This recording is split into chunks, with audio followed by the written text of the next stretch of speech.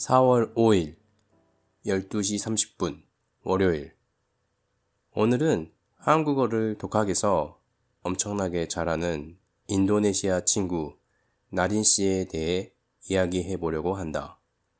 나린 씨는 내 친구 릴리와 내가 관리자로 있는 한국어 인도네시아 채팅 그룹에 있는 멤버인데, 그녀는 한국어 학교는 물론이고 학원도 없는 깊은 산골에서 오직 한국어 예능만으로 한국어를 마스터한 실력자다.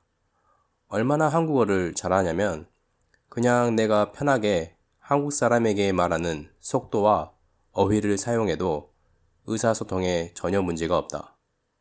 나린 씨의 예능 활용 방법은 자막은 무조건 한국어 또는 자막 없이, 그리고 최대한 상황을 보고 한국어로 받아들이고 이해하도록 노력한다.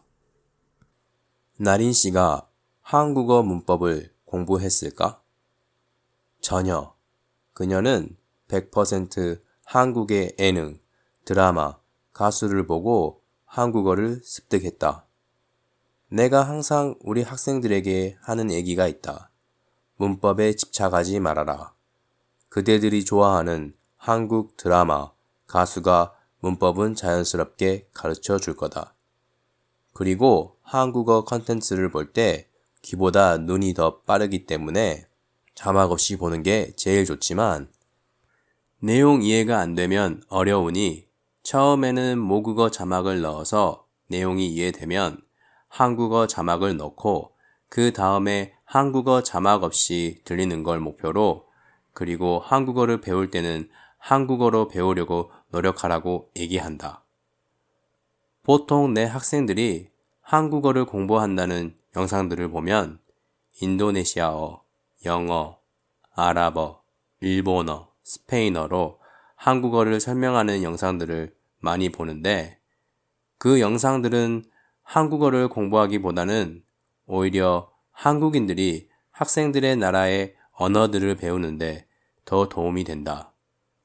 이유가 뭐냐면, 예를 들어 10분의 영상 중에 한국어의 양은 1분이 될까 말까 하기 때문이다. 가장 중요한 게 한국어를 최대한 많이 보고 듣고 해야 하는데, 그 반대의 언어들을 더 많이 보고 듣고 있다. 예를 들면 1리터짜리 물통을 두뇌의 한국어 저장소라고 하고 한국어를 물이라고 가정하자. 한국어로 듣고 말로 자연스럽게 터지는 시기가 저 1리터짜리 물통이 순수한 물로 가득 채워져 넘쳐 흐를 때이다.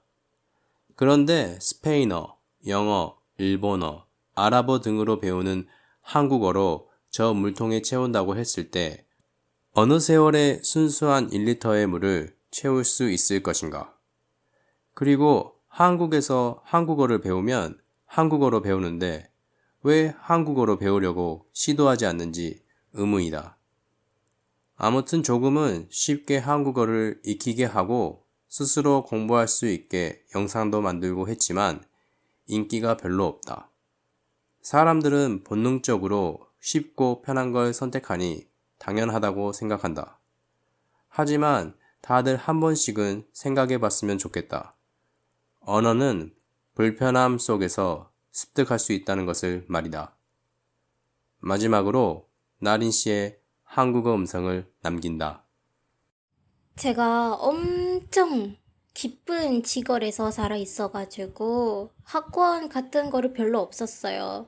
영어 학원은 있지만 한국어, 중국어, 일본어 같은 걸 없었어요. 그래서 혼자 배웠었죠.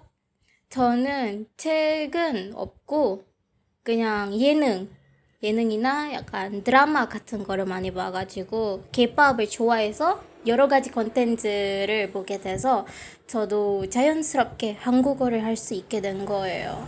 진짜요, 여러분. 구독과 좋아요는 저에게 큰 힘이 됩니다. 감사합니다.